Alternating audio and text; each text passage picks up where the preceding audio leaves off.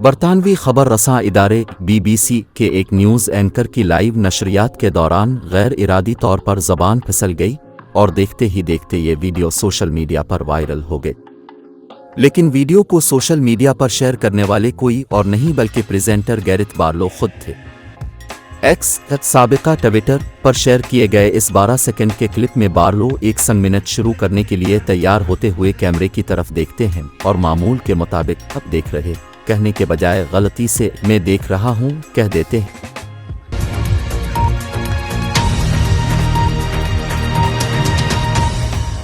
Hello, I'm watching BBC's. I'm Gareth Barlow. You're watching BBC News. We start in Australia. News anchor Barlow ने video share करते हुए caption में लिखा, क्या कोई मुझे याद दिला सकता है कि कौन खबरें देख रहा है। शेयर किए जाने के बाद से वीडियो को तकरीबन 8,75,000 वेव्स मिल चुके हैं। इस पोस्ट ने 6,900 से ज़्यादा लाइक्स और 360 से ज़्यादा पोस्ट्स भी जमा की हैं। न्यूज़ एंकर बार्लो ने वीडियो शेयर करते हुए कैप्शन में लिखा, क्या कोई मुझे याद दिला सकता है कि कौन खबरें देख रहा है।